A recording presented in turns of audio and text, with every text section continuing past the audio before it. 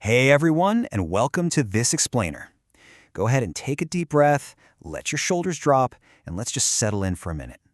Today, we're taking a really restorative journey into the mind. We're unpacking a truly powerful homily delivered by Father Gatus. It's this incredible reflection on a struggle literally all of us face, that heavy, exhausting trap of overworrying. So whether you're constantly mapping out worst-case scenarios for next year, or you're just totally overwhelmed by tomorrow's to-do list, this explainer is built to help you finally drop that weight. Okay, let's dive into this with a question that honestly just stops you right in your tracks. The homily poses this brilliant, super grounded analogy. If you sit down for dinner tonight, you're obviously not going to eat your meals for tomorrow, next week, and next month all at the same time, right? If you did, you'd get incredibly sick. But physically aside, mentally, that's exactly what we do. We gorge ourselves on future problems, basically trying to digest the pain of tomorrow with the emotional stomach of today. And the logic builds with another really practical question. Do you wash next month's clothes today? No, of course not. You haven't even worn them yet. It's completely illogical to advance process our chores, our meals, or our daily logistics. But, man, when it comes to our mental and emotional struggles, we are suddenly so eager to advance process our pain. We drag out the emotional laundry of next year and try to scrub it clean today. It literally makes no sense, but hey, it's human nature. Which brings us to one of the most striking visual definitions from the reflection, the rocking chair metaphor of anxiety. Picture yourself sitting in a rocking chair, pushing back and forth as hard as you can. You're constantly moving, you're sweating, you're burning up massive amounts of energy. But when you finally stop, you haven't actually traveled a single inch. Overworrying is exactly like that. As the homily points out, you're burning today's strength on tomorrow's load, leaving yourself totally exhausted but completely stuck in place. And this brilliantly illustrates why this mindset is so dangerous. It's not just some abstract mental exercise, it takes a huge, undeniable toll on our physical bodies. The homily walks through the very real symptoms of all this stress. When you're stuck in that rocking chair of anxiety, what happens? Your patience completely vanishes. You find yourself constantly frowning. You're staring at the ceiling at 2 a.m., totally unable to sleep. Your immune system tanks, and little by little, the joy is just siphoned right out of your life. Section 1. Imagination versus reality. Let's look at where our suffering actually takes place. There's a really piercing truth in this homily. Most people suffer in their imagination than in their reality. And wow, isn't that true? We actually mourn losses before they even happen. You might have a perfectly good job right now, but in your mind, you're agonizing over getting fired. Your family's totally healthy, but in your head, you're already weeping over some potential illness. We construct these vivid, terrifying tragedies in our minds, and then we just live inside them. And what's the result of that? It's this tragic cycle of double suffering.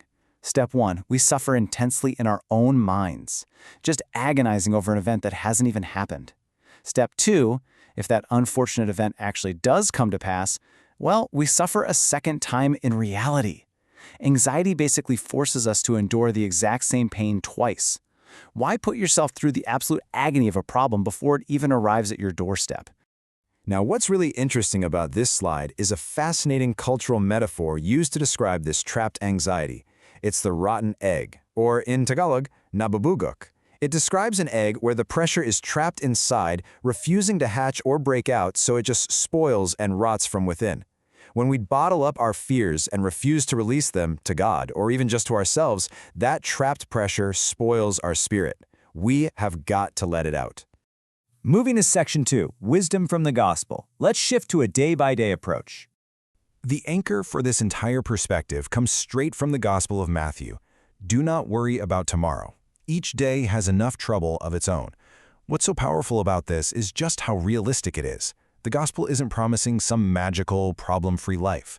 It fully acknowledges that, yeah, today has trouble, but it's asking us to adopt a manageable, day-by-day approach. Deal with today's trouble today. Leave tomorrow's trouble for tomorrow. And here's the core theological reason why we have to do that. God gives grace day by day, not year by year. Just like the problems of tomorrow haven't arrived yet, tomorrow's grace hasn't arrived either. We can't hoard the strength we're going to need for next year right now. We are only equipped with the exact amount of grace, strength, and resilience we need to survive and thrive for the next 24 hours. To really picture this, the reflection draws a brilliant connection to the biblical story of the Israelites in the desert. Remember, God rained down manna, bread from heaven, for them every single day. They couldn't store it up for the next week because it would literally go bad. They had to wake up and trust that today's provision would be there. Now compare that to us today. Modern humans frantically trying to hoard emotional grace and guarantees for the distant future. The lesson is exactly the same now as it was back then. Trust in the daily provision. So, the crucial point is the power of one. We need to focus on just one day at a time and one problem at a time.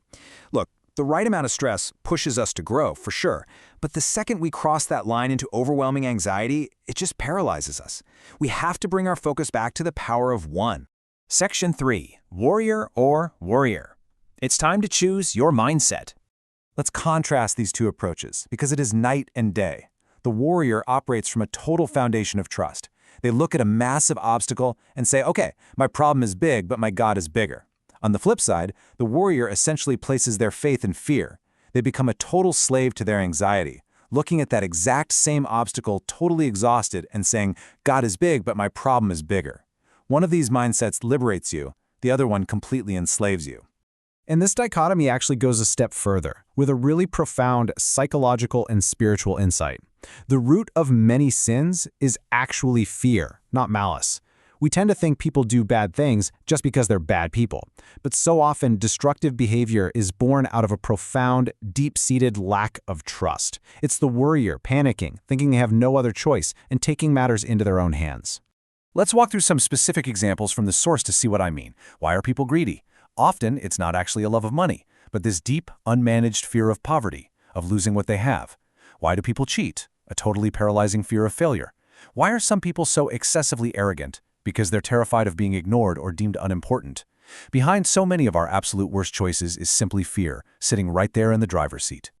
Let's move to Section 4. Pray, hope, don't worry, and see how this builds into stepping into today. This famous quote from St. Padre Pio is really the central pillar of the conclusion. Pray, hope, and don't worry. The homily reminds us that faithfulness naturally brings peacefulness. People who truly trust in the Almighty, who place their ultimate hope in something way larger than their daily to-do list, they're remarkably serene. It's not that they have fewer problems, they just have a completely different perspective on who is carrying the ultimate weight. To ground this, we look again at some beautiful gospel imagery. Just look at the birds of the sky. They aren't building storehouses. They aren't stressing out over their stock portfolios. Look at the wildflowers. They aren't working the looms to weave those beautiful colors. And yet, they are perfectly provided for. If nature operates with that kind of carefree trust, why do we, who possess infinitely higher worth, spend our days tied in absolute knots of anxiety?